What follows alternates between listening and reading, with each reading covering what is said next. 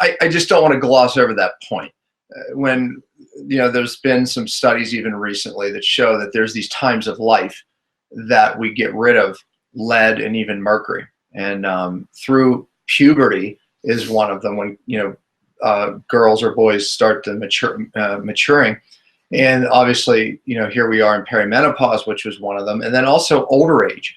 They're linking the heavy metals, especially lead, coming out of the bone older as we lose bone. Then here comes the lead again, and how it was linked to strokes and dementia. So, this is significant, and it shows you how deep rooted these metals are. And the same happens for mercury, by the way. We get into different phases of life and the lead comes out. So tell Daniel's story a little bit, because so part of, honestly, I mean, most of you that know me or know us and our story know that Daniel was a ski racer, and that's in his heart. And unfortunately, when he went to school at Sugar Bowl Academy in 9th grade, and it was right then after he got there that he and our kids obviously go through puberty a little late because of the way we fed them.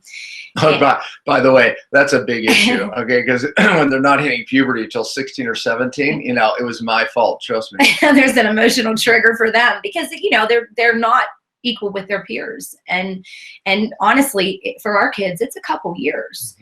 But anyway, so Daniel was away at school and he started growing, fortunately.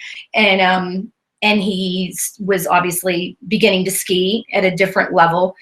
And a lot of the pressure from just different things, his boots. At first we thought it was his boots, right? It was like the boots are too tight. It's this, right. The flex is too stiff. Bottom line is he wasn't healing. He wasn't not healing. And so unfortunately, he wasn't like he was limping, but then that added obviously an emotional stressor for him, because he couldn't do what he wanted to do, which made it even more difficult. Right. And finally, he ended up coming home and staying home in April, and they let him finish the year from home. But he developed actually compartment syndrome, and it was really during his understanding, because you finally said all of a sudden, because we were initially thinking, oh yeah, it's the boots, it's tight, it's this, it's new, it's demanding. You have to eat this, you have to do that. And so then all of a sudden one day, Danny was like, oh my gosh. Just like with her perimenopause, I said, it's the lead. It's the lead coming back out. And so ran a test, and it was. So sure enough, as he began.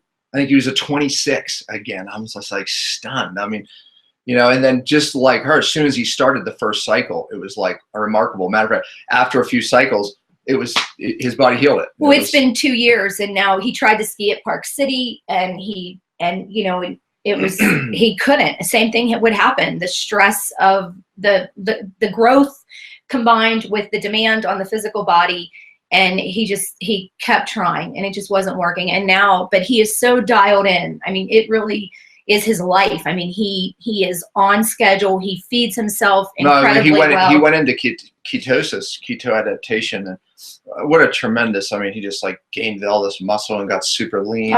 In like 2 months. Obviously he was very consistent with his detox this time. When he was younger, we literally were waking the kids up at night. Just unbelievable. What we had to do. Yeah. And we were utilizing, true binders and the whole process that I teach. I had to apply that to every one of my family members.